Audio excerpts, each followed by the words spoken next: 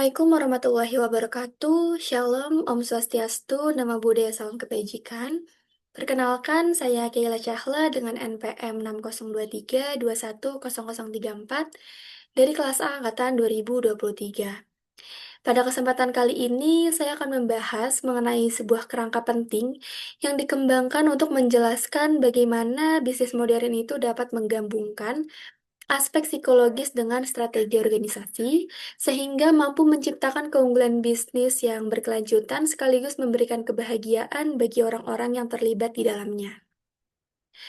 Banyak orang mengira bahwa kunci kesuksesan dalam bisnis itu hanya terletak pada strategi pemasaran, inovasi produk, atau kemampuan bersaing di pasar. Padahal ada faktor lain yang tidak kalah penting nih, yaitu tentang pemahaman manusia sebagai inti dari organisasi, dan inilah yang coba ditawarkan oleh Business Psychology Framework, yaitu bagaimana caranya menempatkan nilai, budaya, kompetensi, dan kesejahteraan psikologis sebagai faktor sentral yang mendorong bisnis menuju keberlanjutan.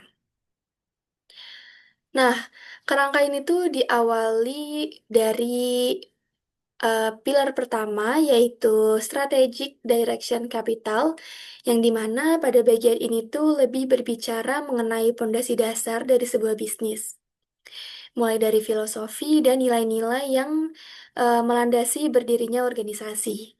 Kemudian diturunkanlah menjadi visi dan misi. Nah, visi di sini tuh lebih menggambarkan masa depan yang ingin dicapai itu seperti apa. Sementara misinya itu lebih menjelaskan peran nyata organisasi dalam mencapai visinya. Nah, dari visi dan misi ini lahirlah tujuan-tujuan bisnis yang lebih konkret. Misalnya target pertumbuhan, capaian finansial, maupun dampak sosial yang diharapkan. Selanjutnya itu ada strategic intent, yaitu ada arah dan fokus jangka panjang yang menjadi kompas organisasi untuk menentukan strategi, prioritas, serta keputusan-keputusan penting di masa depan. Nah, di sini tuh ada hal menarik, yaitu proses ini tuh tidak berhenti begitu saja, tetapi bersifat dinamis dan terus-menerus diperbarui. Ada proses reinventing values yang mana hal ini tuh menemukan kembali nilai-nilai dasarnya. Lalu ada redefining vision untuk memperbaharui visi sesuai kebutuhan zaman.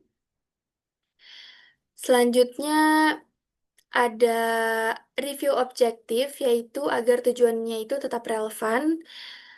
Lalu yang terakhir itu ada reforming strategi yang memastikan bahwa strategi ini tuh selalu adaptif. Dengan kata lain, bagian ini tuh lebih menekankan bahwa bisnis yang sehat itu adalah bisnis yang mampu terus belajar, menyesuaikan diri, dan bertransformasi tanpa kehilangan arah utamanya.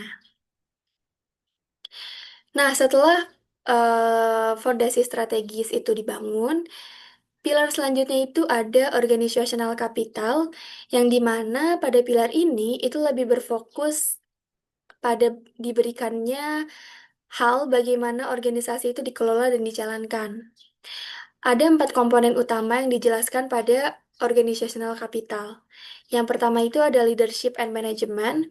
Nah, pada bagian ini itu lebih membahas terkait kualitas kepemimpinan dan manajemen dalam mengarahkan organisasi. Yang kedua itu ada organizational culture, yang mana hal ini tuh lebih ke budaya kerja, norma, dan kebiasaan yang membentuk perilaku sehari-hari dalam organisasi. Yang ketiga itu ada infrastructure and management technology. Di sini tuh lebih meliputi sistem, sarana, serta teknologi yang mendukung kinerja. Dan komponen yang terakhir itu ada knowledge and informational management, yang berisi tentang bagaimana pengetahuan itu dikelola, disimpan, dan dibagikan agar tidak hilang begitu saja. Keempat komponen ini tuh berfungsi sebagai mesin yang menjaga organisasi agar tetap hidup, terarah, dan mampu menghadapi berbagai tantangan. Tanpa kepemimpinan yang baik, budaya kerja yang sehat, sistem yang memadai, serta manajemen pengetahuan yang efektif, organisasi itu akan kesulitan untuk mencapai tujuannya. Meskipun strategi di atas kertas itu terlihat sangat bagus dan terstruktur. Tapi di sisi lain, ada pilar yang tidak kalah penting, yaitu human capital atau modal manusia. Nah, pada bagian ini tuh lebih menekankan bahwa manusia adalah aset paling penting dan paling berharga dalam sebuah bisnis. Di dalam human capital ini terdapat 4 jenis kompetensi yang harus diperhatikan. Yang pertama itu ada individual competence, yang mana hal ini tuh lebih berbicara mengenai keterampilan, pengetahuan, dan kemampuan yang dimiliki oleh setiap individu. Yang kedua ada teamship competence, yaitu kemampuan bekerja sama dalam tim atau teamwork, yang sangat penting di era zaman sekarang karena sebagian besar pekerjaan modern itu dilakukan secara kolaboratif. Yang ketiga itu ada organizational competence, yang mana hal ini tuh lebih ke kapabilitas organisasi secara keseluruhan, yakni eh, kapabilitas itu yang muncul dari sinergi individu dan tim. Nah, yang keempat itu ada social environmental competence, yang berbicara mengenai kesadaran terhadap dampak sosial dan lingkungan, sehingga organisasi itu tidak hanya mengejar keuntungan, tetapi juga bertanggung jawab besar terhadap masyarakat dan lingkungan sekitarnya. Dan menariknya, modal organisasi dan modal manusia ini tuh saling berkaitan erat, di mana organisasi ini lebih menyediakan lingkungan, fasilitas, dan sistem, sementara manusianya itu memberikan kompetensi, kreativitas, dan energi. Hubungan timbal balik inilah yang bisa memastikan bahwa strategi itu tidak hanya tersimpan sebagai dokumen saja, tetapi benar-benar diterjemahkan menjadi tindakan yang nyata. Ketika model organisasi dan model manusia ini tuh saling mendukung, muncullah dua hasil penting. Nah, hasil penting itu adalah productivity and psychological well-being, di mana produktivitas itu merujuk pada pencapaian hasil, efisiensi, dan kinerja bisnis. Sementara well-being itu lebih ke tentang kondisi mental dan emosional karyawannya. Kedua hal ini tuh sebenarnya tidak bisa dipisahkan.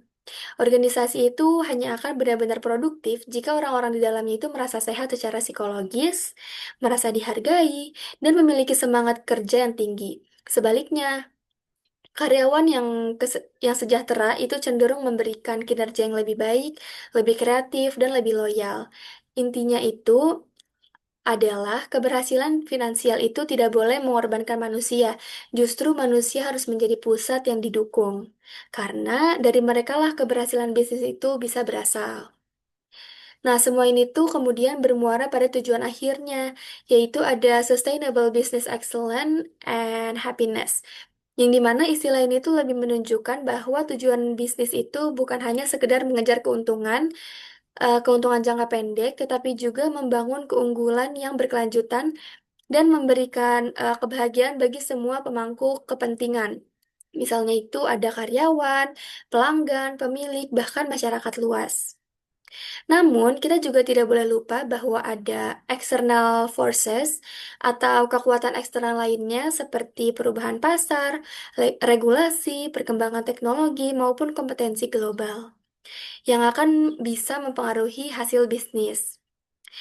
Oleh karena itu, pilar-pilar ini itu dilengkapi dengan mekanisme umpan balik, yang dimana hasil bisnis yang telah dicapai itu, baik itu keberhasilan maupun kegagalannya, itu akan dianalisis dan dijadikan bahan untuk memperbaharui nilai, visi, misi, serta strateginya. Siklus inilah yang membuat bisnis itu terus tumbuh, beradaptasi, dan tetap relevan dari waktu ke waktu atau dari zaman ke zaman. Nah, untuk menerapkan pilar ini dalam praktiknya, ada beberapa langkah penting yang mungkin bisa dilakukan. Yang pertama itu ada lebih menegakkan kembali nilai dan visi dari perusahaannya, sehingga setiap orang itu bisa memahami arah yang dituju. Yang kedua itu susun indikator kinerja atau key performance indicatorsnya yang tidak hanya mengukur aspek finansialnya, tetapi juga aspek non-finansial seperti tingkat retensi karyawan, engagement, dan kesejahteraan psikologisnya. Yang ketiga itu bangun program kepemimpinan yang kuat dan konsisten, sekaligus mengembangkan kompetensi individu maupun kompetensi tim. Dan yang keempat itu bisa menginvestasikan pada sistem pengetahuan dan teknologi manajemen yang dapat mempercepat aliran informasi dan pengambilan keputusan. Dan yang terakhir itu pantau terus dampak terhadap karyawan, baik itu melalui survei kepuasan maupun program kesejahteraan. Lalu lakukan juga perbaikan berkelanjutan. Dengan langkah-langkah ini, pilar kerja itu bukan hanya menjadi sebuah konsep saja, tetapi juga bisa menjadi panduan nyata yang bisa membawa perubahan positif dalam sebuah organisasi atau bisnis.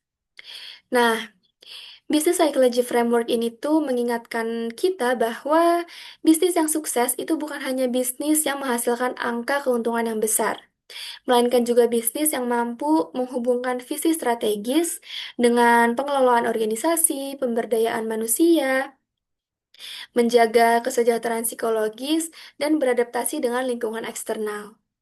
Keberhasilan sejati itu terletak pada keseimbangan antara strategi dan manusianya, antara produktivitas dan kesejahteraan, serta antara keuntungan dan tanggung jawab sosial.